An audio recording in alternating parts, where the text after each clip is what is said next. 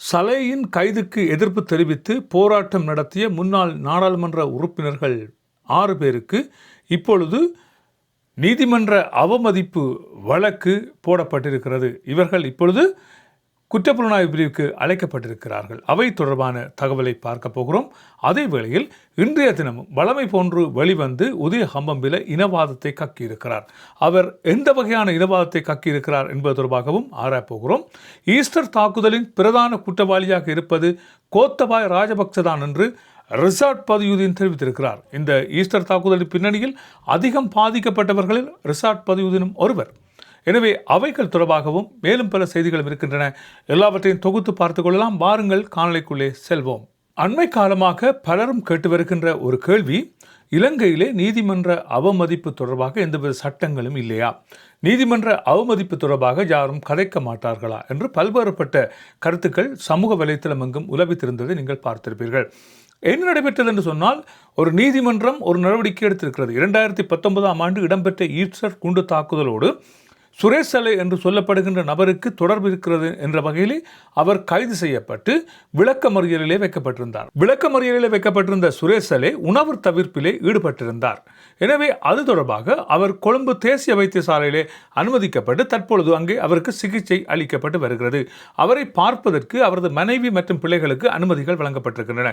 இப்படி இருக்கின்ற இந்த நிலைமையில் இலங்கையில் மிக பிரபலமானவர்கள் என்று சொல்லப்படுகின்ற முன்னாள் நாடாளுமன்ற உறுப்பினர்கள் பலர் ஒன்று சேர்ந்து சத்தியாகிரக போராட்டம் ஒன்றை ஆரம்பித்திருந்தார்கள். அதாவது சுரேஷ் சலேயின் இந்த கைதை கண்டித்தும் அவரது விசாரணைகளை மாற்ற வேண்டும் என்பது தொடர்பாகவும் பல்வேறுபட்ட கருத்துக்கள் தெரிவித்து அவர்கள் ஒரு சத்தியாகிரக போராட்டத்தை ஆரம்பித்தார்கள். அந்த சத்தியாகிரக போராட்டத்தின் பிற்பாடு அவர்கள் ஊடகங்களூடாக பல்வேறுபட்ட கருத்துக்களை வெளிப்படுத்தியிருந்தார்கள். அரசாங்கம் அப்படி செய்கிறது, அரசாங்கம் இப்படி செய்கிறது, சுரேஷ் சலேக்கான விசாரணைகள் இப்படி நடக்க வேண்டும், விசாரணைகள் அந்த வகையில் நடக்கக்கூடாது, விசாரணை அதிகாரியை மாற்ற வேண்டும் என்பது போன்று பல்வேறுபட்ட கருத்துக்கள் இவர்களுக்கு சார்பான ஊடகங்கள் பலவற்றால் காவி செல்லப்பட்டிருந்தன. சமூக ஊடகங்களும் இவற்றை பரவியிருந்தன. இவர்கள் சத்தியாகிரகம் இருந்த இடத்திலே பல்வேறுபட்ட மக்கள் வந்து தங்களது எதிர்ப்பை வெளியிட்டிருந்தார்கள். இப்படி இருக்கின்ற நிலைமையில் இவை தொடர்பாக இது ஒரு நீதிமன்ற அவமதிப்பு என்பது தொடர்பாக நேற்றைய தினம் கொழும்பு குற்றப்புலனாய்வு பிரிவு என்ன செய்திருக்கிறது என்று சொன்னால், இவர்கள் தொடர்பாக கொழும்பு கோட்டை நீதிமன்றிலே ஒரு வழக்கு ஒன்றினை தாக்கல் செய்திருக்கிறார்கள். அதன் அடிப்படையிலே எதிர்வருகின்ற ஜூலை மாதம் 1ஆம் தேதி இவர்கள் நீதிமன்றத்துக்கு அழைக்கப்பட இருக்கிறார்கள். முன்னாள் நாடாளுமன்ற உறுப்பினர்களும் தற்பொழுது நாடாளுமன்ற உறுப்பினர்களாக இருப்பவருமாக மொத்தம் 6 பேர் இவற்றுக்கு அழைக்கப்பட்டிருக்கிறார்கள். இவற்றில் திலீப் ஜெயவீர, முன்னாள் நாடாளுமன்ற உறுப்பினர் பிமல் வீரவன்ச, சலேயினுடைய சட்டத்தரணி என்று சொல்லப்படுகின்ற உதய ஹம்பம்பில, சுகீஸ்வர பண்டார, மஹிந்த பத்ரன, அசங்க நவரத்ன, இந்த 6 நபர்களுக்கும் எதிராக இப்பொழுது என்ன நடைபெற்றிருக்கிறது என்று சொன்னால், குற்றப்பத்திரிகை தாக்கல் செய்யப்பட்டிருக்கிறது. இவர்கள் எதிர்வருகின்ற 1ஆம் தேதி நீதிமன்றத்திலே இவர்கள் ஆஜர்படுத்தப்படுவார்கள். இவர்கள் நிச்சயமாக குற்றவாளிகளாகத்தான் கருதப்படுவார்கள். ஏனென்றால் அவர்கள் தெரிவித்திருக்கின்ற கருத்துக்கள் அப்படியாக இருக்கின்றன. இந்த 6 நபர்களும் கைது செய்யப்பட போகிறார்கள். என்ன நடைபெற்றிருக்கிறது என்று சொன்னால், உங்கள் பலருக்கு தெரியும், இந்த திலீப் ஜெயவீர நடத்தி வருகின்ற ஊடகம், இந்த ஊடகம் என்ன செய்கிறது என்று சொன்னால், இந்த சுரேஷ் சலேயின் விடயத்தை பெரும் நாடகமாக காட்ட முற்படுகிறது. ஒரு நீதிமன்றத்தால் ஒரு உத்தரவு பிறப்பிக்கப்பட்டு நீதிமன்ற விசாரணையில் இருக்கின்ற ஒருவர் தொடர்பான செய்திகளை வெளியிடுவதற்கு ஊடகங்களுக்கு ஒரு வரைமுறை இருக்கிறது. அந்த வரைமுறையை மீறி இவரது ஊடகம் செயற்பட்டிருக்கிறது. சுரேஷ் சலேயின் மனைவி வைத்தியசாலையில் அவரை பார்க்க வருகின்ற வேளையில் இவர்களது கேமராக்கள் அந்த இடத்துக்கு வந்துவிடும். அங்கே வருகின்ற இவர்கள் சுரேஷ் சலேக்கு அப்படி நடைபெறுகிறது, இப்படி நடைபெறுகிறது, வைத்தியமே நடைபெறவில்லை, சுரேஷ் சலே எழுந்து நடமாட முடியாமல் இருக்கிறார் என்று சிங்கள மக்கள் மத்தியிலே ஒரு நாடகம் ஒன்றை இவர்கள் ஆட முற்பட்டிருக்கிறார்கள். அதனது வெளிப்பாடாகத்தான் இப்பொழுது இந்த நடவடிக்கை எடுக்கப்பட்டிருக்கிறது. இவர்கள் செய்திருக்கின்ற குற்றம் சாதாரண குற்றமாக இல்லை. ஒரு நீதிமன்ற அவமதிப்பு என்பது இலங்கையில் ஒரு பெரிய குற்றமாக இருக்கிறது என்பதை பலர் புரிந்து கொள்ள வேண்டும். அதற்கு எடுத்துக்காட்டாகத்தான் இவர்கள் மீதான இந்த நடவடிக்கை இன்றைய தினம் எடுக்கப்பட இருப்பதாக தெரிவிக்கப்பட்டிருக்கிறது. இவர்கள் மீது தொடுக்கப்பட்டிருக்கின்ற வழக்கானது 2024ஆம் ஆண்டு 8ஆம் இலக்க உறுப்புரிமையின்படி நீதிமன்ற அவமதிப்பு சட்டத்தின் கீழ் வருகிறது என்றும், இவை தொடர்பாக இவர்களுக்கு எந்த விதமான அழைப்பானையும் அழைக்கப்பட மாட்டாதென்றும், இவர்கள் நீதிமன்றத்திலே சரணடைய வேண்டும் என்பது போன்றும் தெரிவிக்கப்பட்டிருக்கிறது. இது தொடர்பாக இவர்கள் ஏதாவது நடவடிக்கை எடுக்க வேண்டுமானால் இவர்கள் நீதிமன்றத்தை நாட முடியாதென்றும், மேல் நீதிமன்றத்திலே தான் இவர்கள் இதற்குரிய நடவடிக்கைகளை மேற்கொள்ள வேண்டும் என்று தெரிவிக்கப்பட்டிருக்கிறது. உதயகம்பம்பில் தான் ஒரு சட்டத்தரணி என்று சொல்லிக் கொள்கிறார். ஒரு சட்டத்தரணியாக இருப்பவர்களுக்கு இந்த இலக்க கோவைகள் தெரியாமல் இல்லை. இப்படி ஒரு சட்டம் இலங்கையில் இருக்கிறது என்று உதயகம்பபிலவுக்கு தெரியாமலும் இல்லை. அப்படி இருக்கின்ற நிலையில் எதற்காக இவர்கள் இவ்வாறான நடவடிக்கையில் ஈடுபட்டார்கள் என்று பல்வேறுபட்ட விமர்சனங்கள் இப்பொழுது எழுந்திருக்கின்றன. அது தவிர இவர்கள் யாரின் ஏவலாளாக செயற்பட்டிருக்கிறார்கள் என்கின்ற கேள்வியும் இப்பொழுது கேட்கப்பட்டிருக்கின்றன. இவை இப்படி இடம்பெற்றுக் கொண்டிருக்கின்ற இந்த காலகட்டத்திலே ஈஸ்டர் குண்டு தாக்குதல் தொடர்பாக அரசாங்கத்தைச் சேர்ந்த ஒரு அமைச்சர் தெரிவித்திருக்கிறார். அப்படி இருக்கின்ற நிலையில் இந்த ஈஸ்டர் தாக்குதல் தொடர்பாக பிள்ளையான் மீது முழு குற்றங்களும் சுமத்தப்பட போகின்றதா என்கின்ற ஒரு கேள்வியும் எழுந்திருக்கின்ற நிலையில் பெரும்பான்மை இனத்தவர்களை திருப்திப்படுத்துவதற்காக செய்யப்பட்ட ஒரு சதி வலைக்குள்ளே இப்பொழுது மாட்டுப்பட்டிருப்பவர் சுரேஷ் தலையும் பிள்ளையானுமாக இருக்கிறார்கள். எனவே இவர்கள் இருவரது தலையின் மீதும் இந்த குற்றச்சாட்டுகள் சுமத்தப்பட்டு இவர்கள் இதற்கு பலிக்கடா ஆக்கப் போகிறார்களா என்கின்ற ஒரு கருத்தும் இப்பொழுது முன்வைக்கப்பட்டிருக்கின்றன. அது தவிர இப்பொழுது இருக்கின்ற இன்னொரு விடயம் வெளிவந்திருக்கிறது. என்னவென்று சொன்னால், இந்த ஜூலை மாதத்துக்கு இடையிலே கோத்தபாய ராஜபக்ச மற்றும் பல்வேறுபட்ட அரசியல் தலைவர்கள் முன்னர் இந்த குண்டுவெடிப்பு சம்பவத்தோடு சம்பந்தப்பட்ட நபர்கள் என்று சொல்லப்படுகின்ற ஒரு சில நபர்கள் வாக்குமூலம் அளிப்பதற்காக அழைக்கப்பட்டிருக்கிறார்கள் என்றும் அன்றைய தினம் இவர்கள் கைது செய்யப்படுவதற்குரிய சாத்தியக்கூறுகள் இருப்பதாகவும் தெரிவிக்கப்படுகிறது. இவற்றில் ஒரு விடயம் இப்பொழுது கசிந்திருக்கிறது. என்னவென்று சொன்னால், மிக மிக விரைவிலே கருணாவும் இந்த சம்பவம் தொடர்பாக விசாரணைக்கு அழைக்கப்பட இருக்கிறார் என்று தெரிவிக்கப்பட்டிருக்கிறது. என்னென்னு சொன்னால், மட்டக்களப்பில் இடம்பெற்ற பல்வேறுபட்ட கொள்ளை சம்பவங்கள் தொடர்பாக கருணா மீதும் நடவடிக்கை எடுக்கப்படும் என்பதாக தெரிவிக்கப்பட்டிருக்கிறது. பிள்ளையான் இவர் ஈஸ்டர் குண்டு தாக்குதலோடு சம்பந்தப்பட்டவர் என்று கைது செய்யப்படவில்லை. கிழக்கு பல்கலைக்கழகத்தின் துணைவேந்தர் காணாமல் போன விடயத்திலே இவர் கைது செய்யப்பட்டிருந்தார். இப்பொழுது அவை தொடர்பான ஒரு தகவலை பிள்ளையான் தெரிவித்திருக்கிறார் என்று சொல்லி அரசாங்கத்தில் இருக்கின்ற ஒரு அமைச்சர் நாடாளுமன்றத்தில் தெரிவித்திருக்கிறார். எனவே பிள்ளையான் வாய் துறந்து ஏதோ ஒரு தகவலை தெரிவித்திருக்கிறார் என்று சொல்லப்படுகிறது. எனவே இவை தொடர்பாக இப்பொழுது விசாரணைகள் இடம்பெற்று வருகின்றன. அவற்றை குழப்புகின்ற வகையில் தான் இவர்கள் செயற்பட்டிருக்கிறார்கள். இவற்றின் மூளை யார் என்பது நான் சொல்வதை விட உங்கள் பலருக்கு புரிந்திருக்கும். நேற்றைய தினம் கூட காணொலியிலே நான் ஒருவரது பெயரை குறிப்பிடவில்லை என்று தெரிவித்திருந்தார்கள். அது வேறு யாருமல்ல, திலீப் ஜெயவீரவனுடைய பெயரை. அவரது பெயரை குறிப்பிடுவதில் எங்களுக்கு எந்த விதமான பயமும் இல்லை. அவர் இலங்கையிலே தன் சார்பாக ஒரு ஊடகத்தை வைத்து நடத்தி வருகிறார்.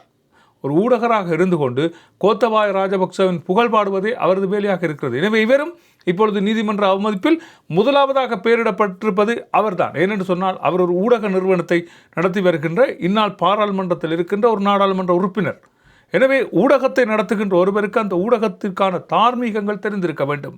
எவற்றை பேச வேண்டும், எவற்றை பேசக்கூடாது, எவற்றை வெளியிட வேண்டும் என்கின்ற விடயங்கள் எல்லாம் அந்த ஊடகத்தை நடத்துகின்றவர்களுக்கு தெரிந்திருக்க வேண்டும். அப்படி இருக்கின்ற நிலையில்தான் இவர் இப்பொழுது நீதிமன்றத்துக்கு அழைக்கப்பட்டிருக்கிறார். இவர்கள் செய்தது உண்மையிலேயே நீதிமன்ற அவமதிப்பாகத்தான் பார்க்கப்பட்டு இவர்கள் நிச்சயமாக மிக மிக காத்திரமான ஒரு சட்டத்தின் கீழே இவர்கள் கைது செய்யப்பட போகிறார்கள். இதன் பின்னராவது இவர்கள் அடங்கியிருப்பார்களா என்று பார்த்தால், இன்றைய தினம் உதயகம்பம்பில் மீண்டும் ஒரு இனவாதத்தை தூண்டுகின்ற ஒரு கருத்தை முன்வைத்திருக்கிறார். என்னவென்று சொன்னால், ஈஸ்டர் தாக்குதல் தொடர்பாக நேற்றைய தினம் கர்தினால் மல்கம் ரஞ்சித் அவர்கள் திருப்பலியின் போது தகவலை வெளியிட்டிருந்தார். இரத்த கரை படிந்து இந்த ஆலயத்தை இரத்தத்தால் அபிஷேகம் செய்தவர்களை நாங்கள் மன்னிக்க மாட்டோம் என்பது போன்று அவர் தெரிவித்த கருத்துக்கள் உதயகம்பம்பில போன்றவர்களுக்கு ஏதோ செய்திருக்கிறது. எனவே அவர் இன்றைய தினம் தெரிவித்திருக்கிறார். என்னவென்று சொன்னால், சிங்கள மக்கள் மத்தியிலே பிரிவினையை ஏற்படுத்துவதற்கு கர்தினால் மல்கம் ரஞ்சித்தும் அவரது உதவியாளர்களும் முயற்சிகளை மேற்கொண்டு வருகிறார்கள். சிங்கள மக்கள் மிக மிக விழிப்பாக இருக்க வேண்டும் என்பது போன்று அவர் கருத்துக்களை தெரிவித்திருக்கிறார். இதிலிருந்து ஒரு விடயம் எங்களுக்கு தெரிய வருகிறது. என்னவென்று சொன்னால், காலம் காலமாக இனவாதம் பேசி அரசியலுக்கு வந்த இனவாதிகள் மீண்டும் அந்த இனவாதத்தை தூண்டுவதற்கான முயற்சிகளை மேற்கொள்கிறார்கள். கர்தினால் மல்கம் ரஞ்சித் அவரும் ஒரு சிங்களவராக இருக்கிறார். அப்படி இருக்கின்ற நிலையிலே எதற்காக இந்த இன மோதலை இவர்கள் ஏற்படுத்த முயற்சிக்கிறார் என்பதுதான் இப்பொழுது பேசுபொருளாக இருக்கிறது. சமயங்களுக்கிடையே பகையை மூட்டுகின்ற ஒரு செயற்பாடு உதயகம்பம்பிலவால் இன்றைய தினம் சூட்சுமமாக மேற்கொள்ளப்பட்டிருக்கிறது. எனவே அவை தொடர்பாகவும் நடவடிக்கைகள் எடுக்கப்பட வேண்டும் என்று தெரிவித்து வருகின்ற அதே வேளையில் உங்கள் பலருக்கு ஞாபகம் இருக்கலாம், இந்த ஈஸ்டர் தாக்குதலோடு அதிகம் பாதிக்கப்பட்ட ஒருவராக இருக்கிற ரிஷாட் பதியுதீன். இரவு வேளையில் அவர் கைது செய்யப்பட்டிருந்தார். இந்த ஈஸ்டர் தாக்குதல் தொடர்பாக பல்வேறுபட்ட விசாரணைகள் அவரிடமும் மேற்கொள்ளப்பட்டிருந்தன. இப்படி இருக்கின்ற நிலைமையில் நிந்தாவூரில் இடம்பெற்ற ஒரு கூட்டம் ஒன்றிலே கலந்து கொண்டு அங்கே உரையாற்றிய அவர் கோத்தபாய ராஜபக்ச தான் இந்த ஈஸ்டர் குண்டு தாக்குதலின் பின்னணியாக இருக்கிறார் என்பது போன்று தகவலை தெரிவித்திருக்கிறார். ஏதும் இல்லாமல் அவருக்கான பயணத்தடை விதிக்கப்படாது என்றும், எனவே இவர் அதில் சம்பந்தப்பட்டிருக்கிறார் என்பது போன்றும் ரிசாட் பதியுதீன் தெரிவித்திருக்கிறார். எய்தவன் எங்கிருக்க அம்பை பிடித்த கதையாக இவர்கள் சென்று இந்த ரிசாட் பதியுதீனை இரவு நேரத்தில் கைது செய்து அழைத்து வந்தார்கள் என்பதை நீங்கள் மறந்திருக்க மாட்டீர்கள். முஸ்லிம் மக்கள் அனுபவித்த துன்பங்கள் கொஞ்ச நெஞ்சமல்ல. சஹரான் என்று சொல்லப்படுகின்ற ஒரு நபர் செய்த, அந்த நபரோடு இயங்கிய ஒரு சில குழுக்கள் செய்த வேலைக்காக ஒட்டுமொத்த முஸ்லீம் இனமுமே அன்று பயந்து போயிருந்தது. ஒட்டுமொத்த முஸ்லீம்களின் மீதும் அந்த தாக்கம் வந்திருந்தது. ஒட்டுமொத்த முஸ்லீம்களும் அந்த பழியை சுமந்திருந்தார்கள். எனவே இப்பொழுது இதனுடைய சரியான சூத்திரதாரிகள் வெளிப்பட்டிருக்கிறார்கள். இனி நீதிமன்றம் இவர்களுக்குரிய விடயத்தை பார்த்துக் கொள்ளும். நீதிமன்ற அவமதிப்பிலே இவர்கள் ஈடுபடக்கூடாது என்பது காலங்காலமாக இடம்பெற்று வருகின்ற விடயம். எனவே இப்பொழுது இவர்கள் மீதும் இந்த நடவடிக்கை எடுக்கப்பட இருப்பதாக தெரிவிக்கப்பட்டிருக்கிறது. இதே வேளையில் இன்று பேசுபொருளாக மாறியிருக்கின்ற மற்றொரு விடயம், சுரேஷ் சலையின் மனைவிக்கு சாணி அபேசகர் எழுதியிருக்கின்ற ஒரு கடிதம். சுரேஷ் சலையின் மனைவி பல்வேறுபட்ட கடிதங்களை பலருக்கும் எழுதி கொண்டிருக்கிறார்.